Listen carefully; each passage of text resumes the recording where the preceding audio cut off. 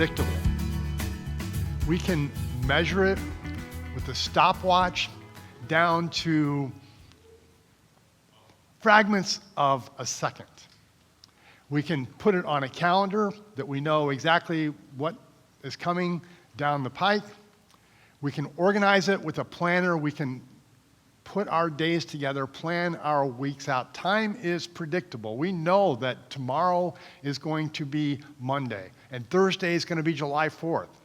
And we're going to have fireworks, and we're going to have celebrations because we know that that day is coming, that we can predict it. It's predictable. Times are not predictable, right?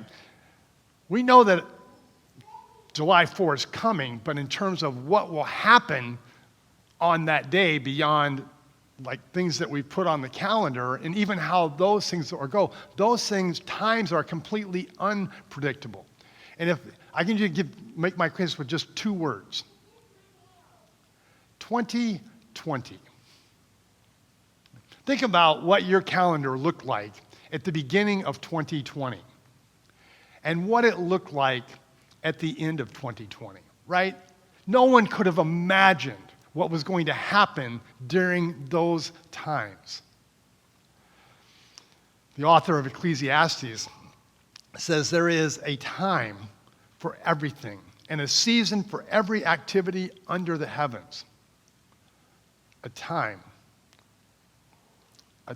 to be born and a time to die, a time to plant and a time to uproot, a time to kill and a time to heal, a time to tear down and a time to build, a time to weep and a time to dance, a time to mourn, a time to laugh, a time to mourn and a time to dance, a time to scatter seeds and a time to gather them, a time to embrace, a time to refrain from embracing, a time to search and a time to give up on the search, a time to keep and a time to throw away, a time to tear and a time to mend, a time to be silent and a time to speak, a time to love and a time to hate, a time for war and a time for peace.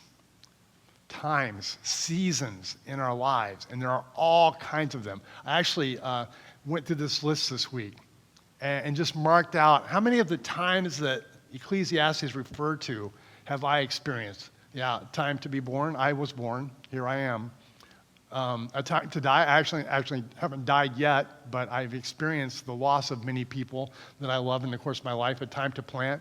I have planted plants that even one of them is still growing to this day, which is completely amazing. Anybody who knows me and knows my story with plants, right? I killed cactus, many cactus as a kid.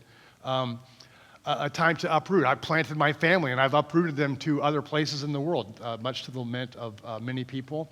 A time to kill. That's the one thing I haven't done yet.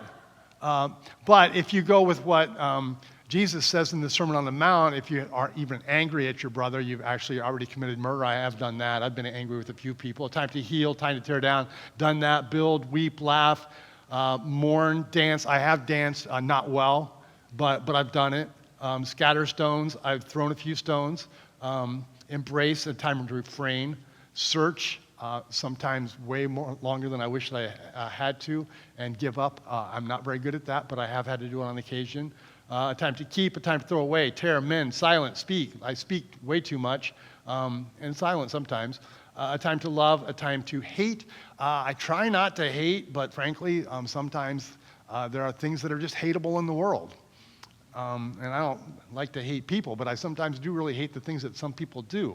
A time for war, and I've actually never been in a war. I've been affected by what, right? How's your list, right? Have you experienced, like if you live long enough, pretty much you're going to get through the list of seasons and times. We're talking about time. And a conversation about time really can't ignore the book of Ecclesiastes because it has so much to say about it. So I'm going to show you the Bible Project kind of overview of the of what the teacher says about time, and then unpack that. So Ron's going to run a video for you. This is the big picture of Ecclesiastes. The book of Ecclesiastes It's part of the Bible's wisdom literature, and it opens with this line: the words of Kohelet, the son of David, king in Jerusalem. Now, in Hebrew, the word Kohelet means someone who has gathered people together.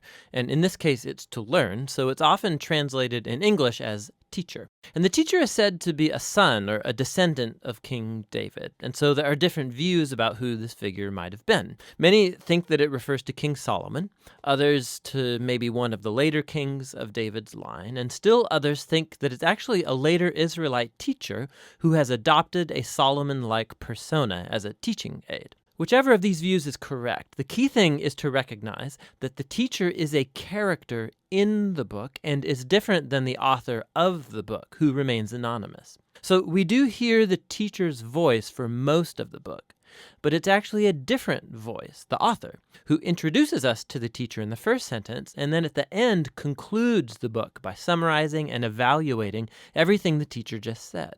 So the author is someone who wants us to hear all that the teacher has to say and then help us process it and form our own conclusion. So what does the teacher have to say?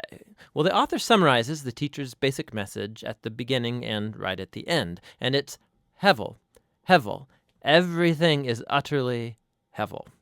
Now, most English Bibles translate this word Hevel as meaningless, but that doesn't quite capture the heart of the idea. In Hebrew, Hevel literally means vapor or smoke, and the teacher uses this word 38 times in the book as a metaphor to describe how life is, first of all, temporary or fleeting, like a wisp of smoke. But secondly, also how life is an enigma or a paradox. Like smoke, it appears solid, but when you try and grab onto it, there's nothing there. So there's so much beauty or goodness in the world, but just when you're enjoying it, tragedy strikes and it all seems to blow away. Or we all have a strong sense of justice, but all the time bad things happen to good people. So life is constantly, it's unpredictable, it's unstable, or in the teacher's words, like chasing after the wind. Hevel. Now that's kind of a downer. So why is he saying all of this? The author's basic goal is to target all of the ways that we try to build meaning and purpose in our lives apart from God. And he lets the teacher deconstruct these. So the author thinks we spend most of our time investing energy and emotion in things that ultimately have no lasting meaning or significance. And he lets the teacher give us a hard lesson in reality. You can see this most clearly in the opening and closing poems, which focus first of all on time and then on death. So the teacher says, you can spend your whole life working and achieving because you think that makes your life meaningful. You should really stop and consider the march of time. For all of the human effort that takes place in the world, nothing really ever changes. So sure, we develop technology and we build nations that rise and fall, but go climb a mountain and see if it cares. It was there long before any of us, and it will be here long after. I mean, no one's even going to remember you or anything you did 100 years from now, but that mountain, it'll still be there. And the ocean will still be breaking on the beach, and the sun will still rise and set. And so time will eventually erase you and me and everything that we care about. And if that's not disheartening enough, the teacher also can't stop talking about death all the way through the book, but especially in this poem near the end. He says, death is the great equalizer, and it renders meaningless most of our daily activities. It devours the wise and the fool, the rich and the poor, no matter who you are, what you've done, good or bad, we're all going to die, and it's inescapable. So with these two ideas in hand, the teacher goes on to consider all the activities and false hopes that we invest our lives in to find meaning and significance, like wealth or career or social status or pleasure. So you think working hard is going to make life worth it?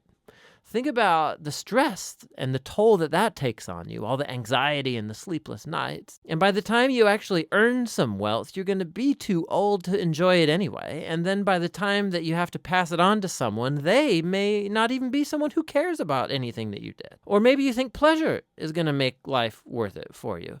Go for it. Live for your vacations, live for the weekend party. Monday always comes. Hevel, Hevel. Everything is utterly Hevel. So what does the teacher advocate then? That we become pure hedonists or relativists? Well, no, that would be Hevel too.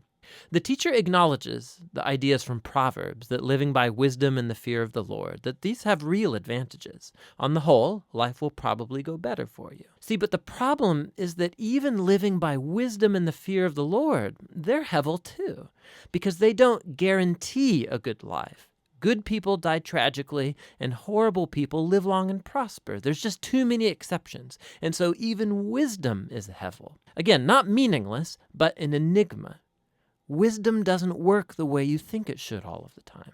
So what's the way forward in the midst of all this hevel? And here, paradoxically, the teacher discovers the key to the true enjoyment of life under the sun. It's accepting hevel. It's acknowledging that everything in your life is totally out of your control.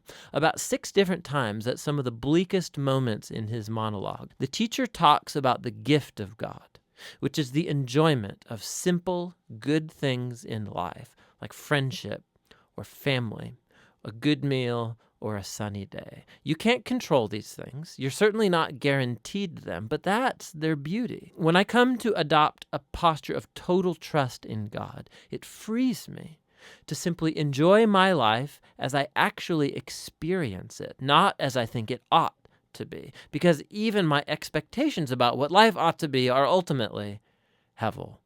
Hevel. Everything under the sun is utterly hevel. And so the teacher's words come to a close. Right here at the end, the author speaks up again, and he brings it all to a conclusion. He says, the teacher's words are very important for us to hear. He likens them to a shepherd's staff with a goad, a pointy end, which might hurt when it pokes you, but he says the teacher is trying to poke you to get you to move in the right direction towards greater wisdom. The author then warns us that you can actually take the teacher's words too far, and you could spend your whole life buried in books trying to answer life's existential puzzles. Don't try, he says. You'll never get there. And so instead, the author offers his own conclusion, and it's this: fear God and keep his commandments. This is the whole duty of humans, for God will bring every deed into judgment, every hidden thing, whether good or evil. And so the author thinks it's good to let the teacher challenge your false hopes and remind you that time and death make most of life completely out of your control. But what gives life true meaning is the hope of God's judgment. The hope that one day God will clear away all of the hevel and bring true justice to our world. And it's that hope that should fuel a life of honesty and integrity before God, despite the fact that I remain puzzled by most of life's mysteries. And that's the wisdom of the book of Ecclesiastes. The teacher tells us that time stops for no one. Generations come, generations go. The mountains stay forever. The earth, the sun rises, sets every day. No one remembers the former generations. Even those yet to come will not be remembered. I remember being at my Grandpa Bailey's funeral. It was one of my first deep losses in my life. And the preacher stood by the casket at the burial and quoted, I believe it's a Robert Frost poem, and he spoke these words: life goes on. And I remember in that moment thinking, no, something has happened here of immense significance to me, and the world needs to stop and take note of it. The world needs to stop it and give me a chance to catch my breath. But life doesn't, right? Life goes on.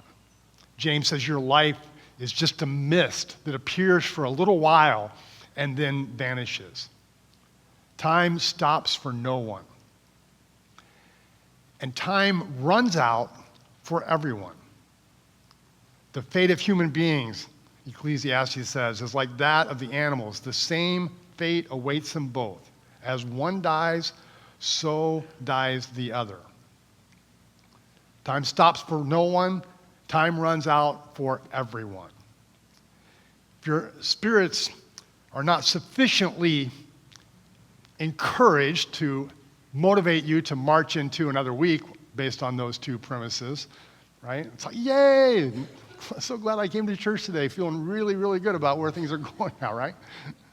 He adds this. Times are hevel. Most translations, they say in the video, use the word meaningless. The translation that I grew up reading uses the word vanity. Vanity, vanity. All is vanity. And it was actually a point in my life, it was kind of a dark point in my life. The real truth, it was a point in my life when I had a plan for my future, and the plan was crushed in front of me. And I found during that season the book of Ecclesiastes.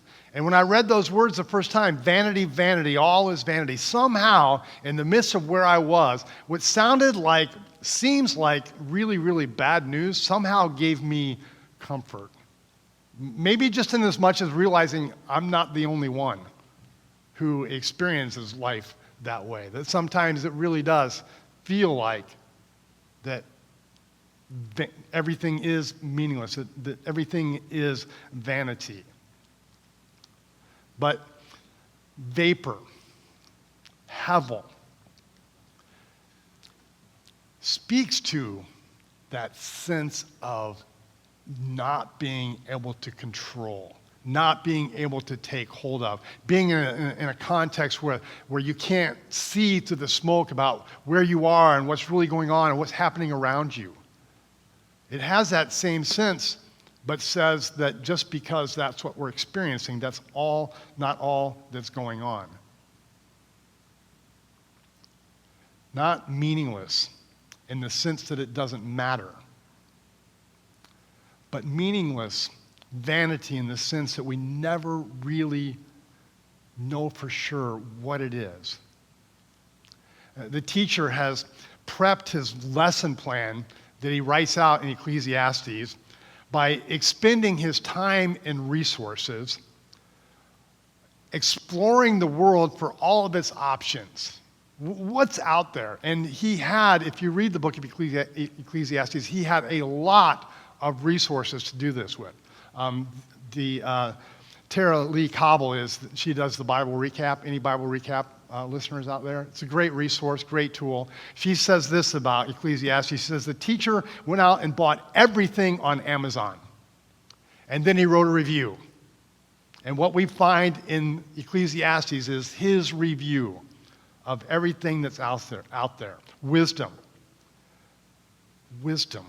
With much wisdom, he says, comes much sorrow. You can get as smart as you want. You can learn as much as you can read as many books as you want to read.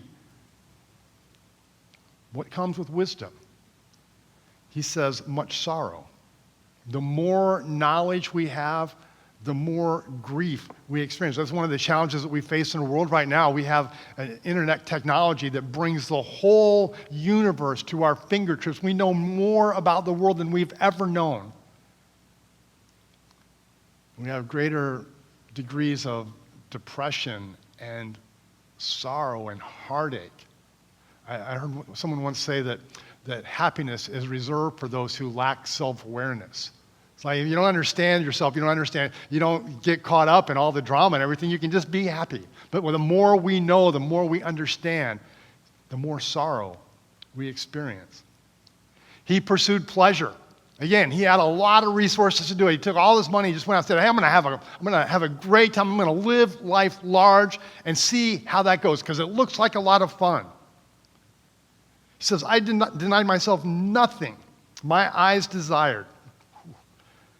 I refused my heart no pleasure.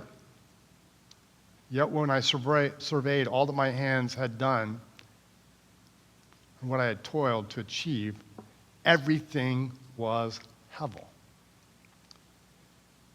He bought into the Protestant work ethic. Just pull up your bootstraps and go out and work really, really hard, and that's the meaning of life. And he went out and he worked as hard as he could and built as much as he could, built cities. And he comes to this at the end of his work. What do people get for all the toil and anxious striving with which they labor under the sun? All their days, their work is grief and pain. Even at night, their minds do not rest. Any workers ever do that? go spend your day at work and bust your butt, and then you go home and you lay down in bed at night and all you're doing is thinking about what you did at work that day and what you're going to do at work tomorrow and how it's going or how it's not going. Hevel. Wealth. I'm going to get as much money as I can. And again, he went out and he did all this stuff. He was like a living lesson plan. Whoever loves money, he discovers, never has enough. Whoever loves wealth is never satisfied with their income. You get the raise, it's like, finally, I've got a raise, I'm gonna have a little more space. And then like in a month, it's like, where did that extra money go? When's the next raise coming? Not that these things don't have value, not that working isn't a good thing, and not that we weren't meant to enjoy life. Not that having some resources isn't really helpful at some points. Like when you have a headache, you can buy some Advil, that's really cool, very helpful.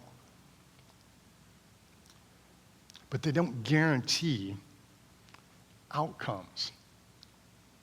He says, chapter 9, verse 11, the race is not to the swift or the battle to the strong, nor does food come to the wise or wealth to the brilliant or favor to the learned, but time and chance happen to them all. Or in other words, he says what I often heard from my back seat when my kids were little, it's like, it's not fair. Life's not fair. And even when it goes our way, right? Even when we get what we want, and we get the job that we wanted, or we get the new clothes that we wanted, or we get the house that we wanted, we soon discover that what we thought it was going to do for us, it actually doesn't deliver on. And so what do we do with all of this chipper information that I'm providing for you to do today, right? How do we live with Hevel? Ecclesiastes is a part of what's known in the Bible as the wisdom literature. Job, Psalms, Proverbs, Ecclesiastes, Song of Songs. And if you've ever read Proverbs, we actually did a study on Proverbs a few weeks ago, or a few months ago now. Time just keeps passing by, never stops. And Ecclesiastes, or Proverbs, is about wisdom. And this idea that, hey, you know what? If you do the right thing, you will get the right results. If you work hard, you will get a return on your labor. If you save money when you're old, you will have money to spend. If you are wise in your relationships, people will love you. If you're a fool, then bad things happen to you. Proverbs is based on this if-then kind of mentality.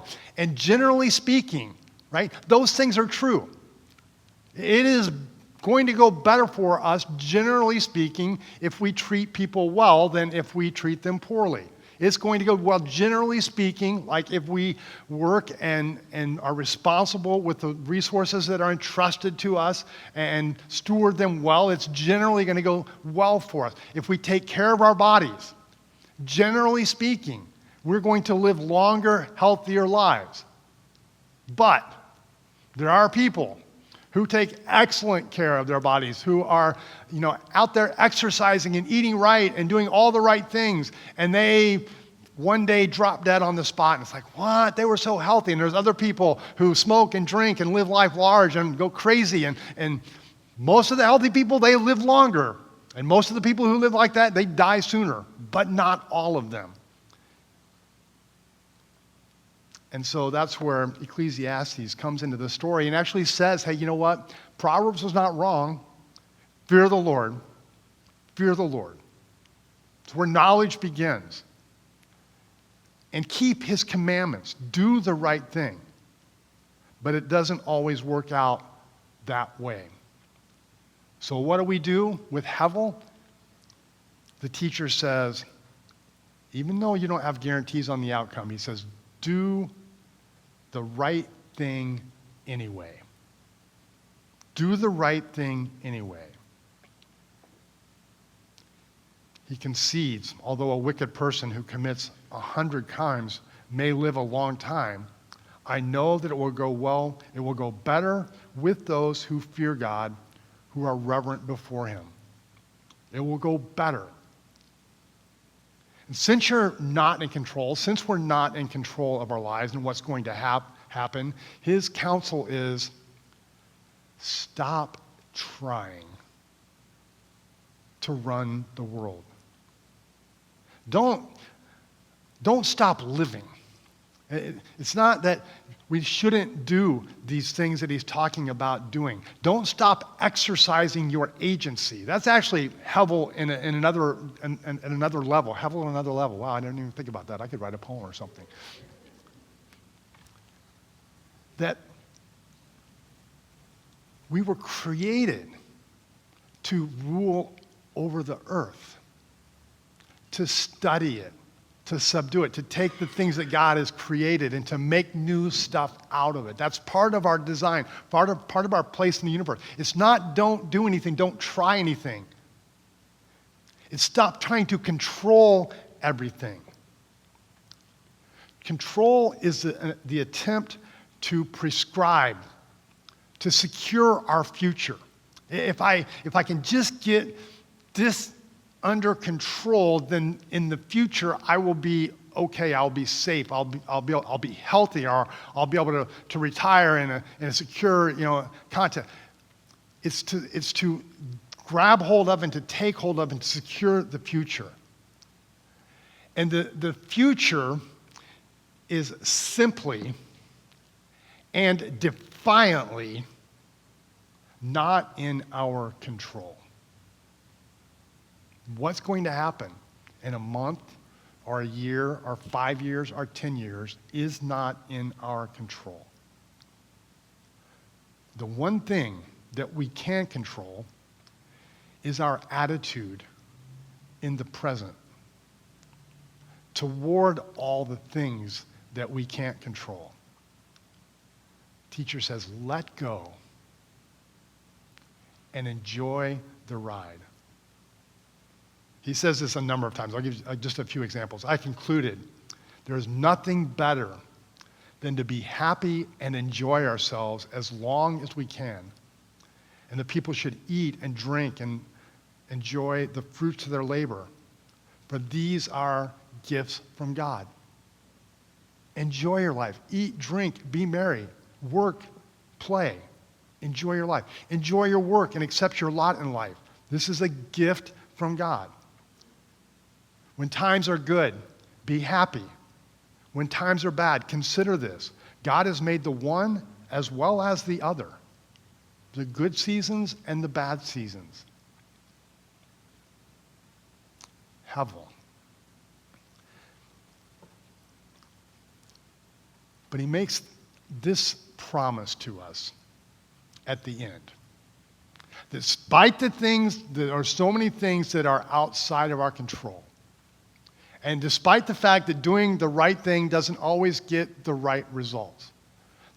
Despite the fact that life is like vapor or smoke and we can't hold on to it, we can't get our hands around it. Despite all of that, he says the future has not been left to chance. There is a plan. In Ecclesiastes chapter 3, verses 10 and 11, it's after that passage where he says there's a time for everything under the sun, and he goes through the whole list that we looked at earlier. He goes on to say, God has made everything beautiful for its own time. There are all these seasons that we go through in the course of life, but he says in the end, that God has made everything beautiful, and it will come to fruition. Its beauty will be revealed in its own time. He has planted eternity in the human heart. That there's a God-shaped vacuum, some people. There's a space inside of us that is so large it was created for the eternal. Hevel is our attempt to fill that space up. But even so, people cannot see the whole scope of God's work from beginning to end. God is at work in everything. God is at work in everything. He will take all this stuff, and in its time, he will make it all beautiful. And he actually has given us the desire to understand it all. Right? He put that eternity inside of us so that we long to figure it out. We long to understand things. We long to create. We were made to work. All this stuff is wrapped up inside of us. It's not a bad thing that it's there. God is at work in everything. He's put this inside of us. The problem isn't that we want to know things. It's not that we want to do things. It's not that we want to build things or enjoy things or figure things out.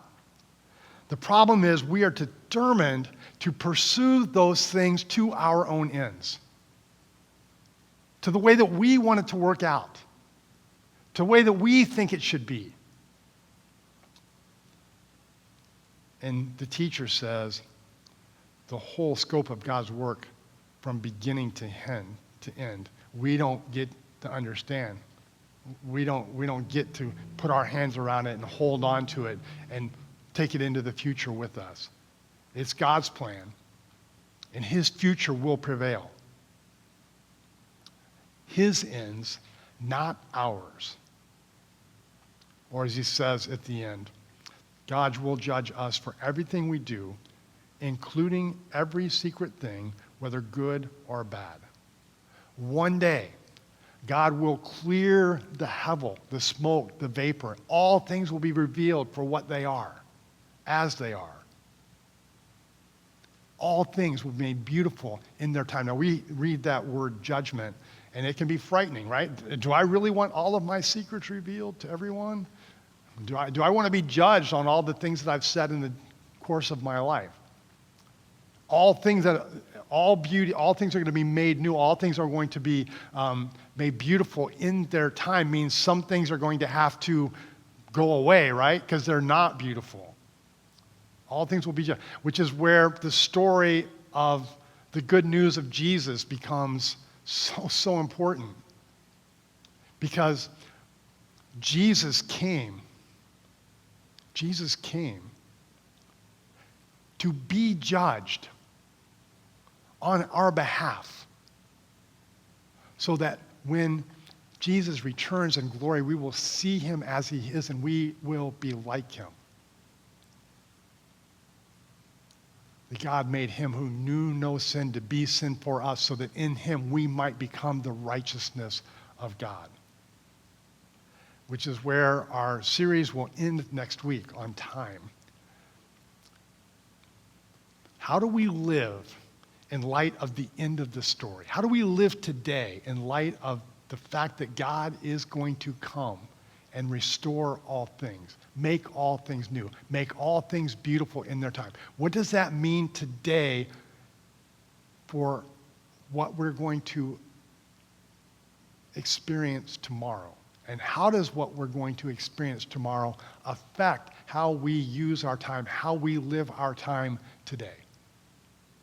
Lord, thank you that as I prayed at the beginning, there is a foundation in a world of so much hevel, so much chaos, so much confusion, that you reign over all of history. You reign over all of creation. That while we don't understand the scope of everything, that you do. Thank you that you've made a way for us to have a place. And not just a place, but a person. And not just a person, but the person, the creator, the one who made us and the one who made the world and the one who knows how it was all meant to work and the one who knows how the story ends. To be our guide, to be our help, to be our comforter in the midst of the story. God, we all come from with baggage from where we've been and from where we are, and with fears about where the story is going. We're all experiencing hevel in our own unique ways in the reality of our own lives. I want to pray your grace, your mercy, your peace over everyone who's in this sanctuary today, over everyone who's watching this message online today. That they would know that where they are not alone. And that it is not beyond your grasp. It is not beyond your capacity to redeem and to make beautiful again. And that while we can't wrap our minds around it or hold onto it or figure it out, God, may we experience the joy of the beauty and the wonder and the awe of your creation around us and the creation that we are in you, and find hope in that the future has not been left to chance.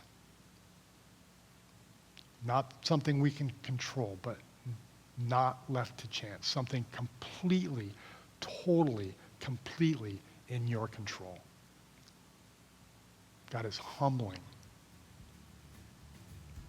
but it also is comforting. I pray that we would know that. We would know humility and that we would know comfort through Christ our Lord. Amen.